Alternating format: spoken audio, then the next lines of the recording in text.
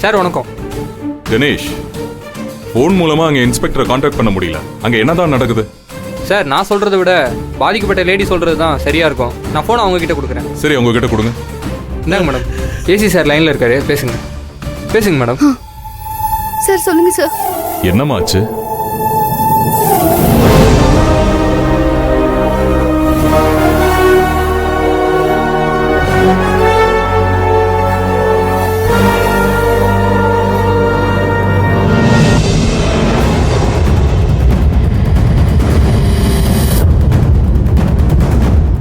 சரிம்மா, நீங்க கவலைப்படாதீங்க. நான் கோயம்புத்தூர்ல இருந்து சென்னைக்கு தான் கிளம்புறேன். நாளைக்கு காலையில வந்துடுவேன். போராட்டம் அது இதுன்னு விஷயத்தை பெருசுப்படுத்த வேண்டாம். ஆனா அங்க நடந்த அத்தனைக்கும் உங்களுக்கு நியாயம் கிடைக்கும். அதுக்கு நான் அஷூரன்ஸ் கொடுக்கறேன். சரிங்க சார், நான் போராட்டம் பண்ணல. ஆனா இங்க இருந்து நாங்க போக மாட்டோம். நாங்க அப்படி போயிட்டா அந்த இன்ஸ்பெக்டர் என் புருஷனை என்ன வேணாலும் பண்ணிடுவான் சார். சரிம்மா, அங்கேயே இருங்க, நான் வந்துடுறேன். சரிங்க சார். வண்டி எடுப்பேன். என்ன சொன்னாரு மகா? ஏசி சார் காலையிலக்குள்ள இங்க வந்துடுறேன்னு சொல்லியிருக்காரு. அவர் வர வரைக்கும் அமைதியா நாம இங்கேயே இருக்கலாம். நம்ம போராட்டத்தை அமைதியான முறையில காட்டுவோம்.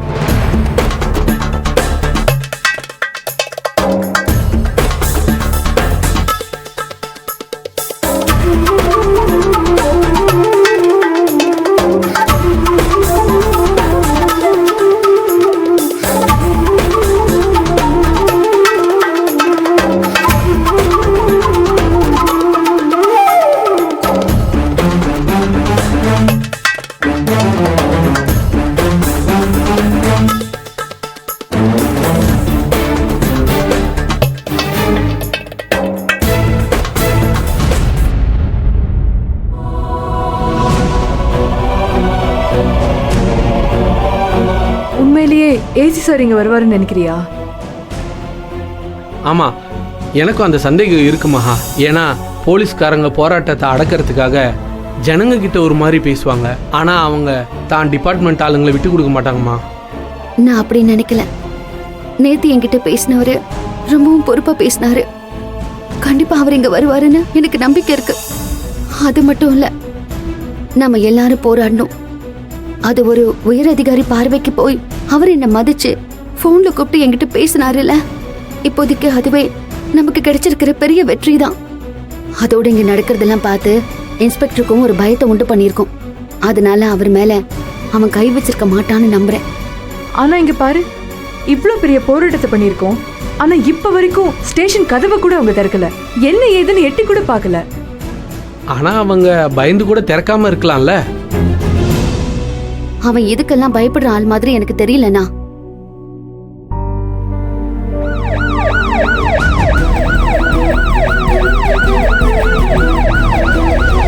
மகா,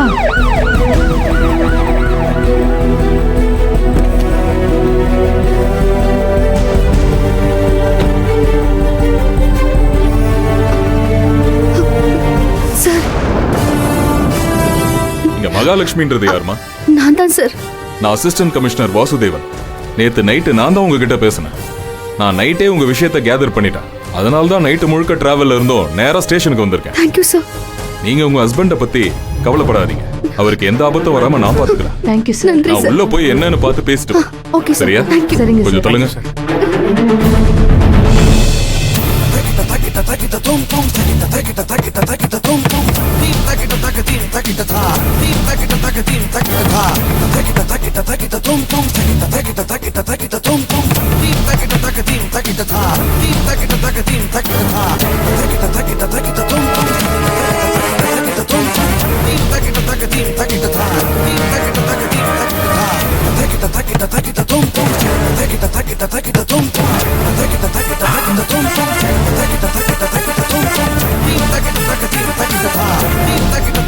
சார் வணக்கம் சார்.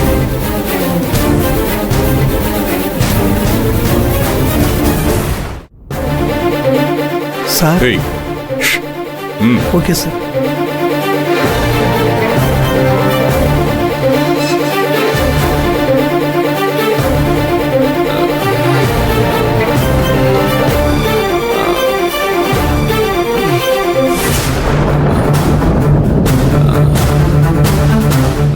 செல்வம்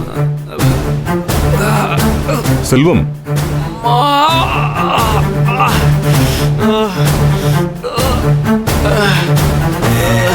கேசவன் கேசவன் யாரா அது? ஐயோ ஏசி சார்.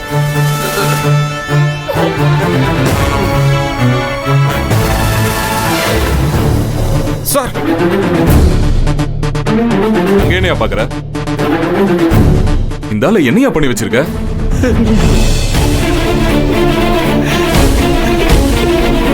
சார் இவன் மர்டர் அக்யூஸ்டு. கோர்ட்டில் விசாரணை பண்ணுறதுக்காக அனுமதி வாங்கிட்டு வந்தா சார் இவனை என்கொயரி பண்ணேன். விசாரணைக்கு ஒத்துழைப்பு கொடுக்கல. வாயிலிருந்து உண்மையை வரவழைக்கிறதுக்காக இந்த ட்ரீட்மெண்ட் கொடுத்தேன் சார். எனக்கு வேற வழி தெரியல. விசாரணை கைதிய இந்த அளவுக்கு அடிக்கலான்னு யாரையும் உனக்கு அனுமதி கொடுத்தது? நீ அடிச்ச அடியில இந்த ஆளுக்கு ஏதாவது ஆயிருந்தா என்ன ஆயிருக்கும்? நம்ம டிபார்ட்மெண்ட்டுக்கே கெட்ட பேர் ஆயிருக்கும். மேல் இடத்துல கேட்கிற கேள்விக்கு பதில் சொல்ல வேண்டிய இடத்துல என்ன கொண்டு போய் நிறுத்திருப்பேன். இல்லை சார், எந்த என்கொயரி வந்தாலும் நான் பதில் சொல்ல தயாரா இருக்கேன் சார். முட்டாள் மாதிரி பேசாதயா. ஸ்டேஷன் வாசல்ல போய் பாரு. இங்க நடக்கிற எல்லாமே மீடியா மூலமா ஊர் ஃபுல்லா பரவிக்கிட்டு இருக்கு. இதெல்லாம் தெரிஞ்சுக்கிட்டு எதையும் தடுக்காம நீ என்னையா பண்ணிக்கிட்டு இருந்தானே என்னதான் கேள்வி கேட்பாங்க. நைட்டு உனக்கு போன் பண்ண, ஏன் எடுக்கல? ஸ்டேஷன் போனுக்கு கால் பண்ண, ரிசீவர் எடுத்து கீழே வச்சுட்டேன். அவசரம்னா உன்னை எப்படியா கான்டாக்ட் பண்றது? சாரி சார், என் ஃபோன் சைலன்ஸில் இருந்துச்சு. மிஸ்டு கால் பார்த்து என்ன கூப்பிட்டு இருக்கலாம்ல. உயரதிகாரியை பார்த்தா உனக்கு ஒரு தெனாவட்டு. இந்த ஆள் ஒரு கொலகாரனாவே இருக்கட்டுமே, அதுக்குன்னு இப்படியா போட்டு அடிக்கிறது? கொஞ்சமாவது மனிதாபிமானம் வேணா? மனிதாபிமானத்தோட தான் சார் முதல்ல கேட்டேன். அவன் எந்த பதில் சொல்லல சார்.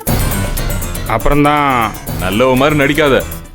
இங்க நடந்தது எல்லாமே எனக்கு தெரியும். இந்த ஆள் வைஃப் ஸ்டேஷன் பூந்து உன்னை கேள்வி கேட்டதும் உனக்கு ஈகோ தலைக்கேறிடுச்சு. இன்ஸ்பெக்டர்ன்றது ஒரு பதவி. அந்த பதவிக்கு ஒரு பவர் இருந்தாலும் அதுக்குன்னு ஒரு லிமிட் இருக்கு. நீ அந்த லிமிட்டை மீறி இருக்க. ஒரு சாடிஸ் மாதிரி நடந்திருக்க. ஏற்கனவே பனிஷ்மெண்ட் வாங்கி நீ டீ ப்ரமோட் ஆன. அங்க ஆளை பிடிச்சி மறுபடியும் பதவிக்கு வந்த. அப்படி வந்தோ நீ திருந்தல. ஆனா இந்த விஷயத்தை நான் சும்மா விட போறதில்ல. என்கொயரி இருக்கும், அதுக்கு தயாராரு. உடனே இவரை ஹாஸ்பிட்டல் அட்மிட் பண்ணு. என்னையா யோசனை? தூக்குங்கயா. Okay sir. தூக்கியா.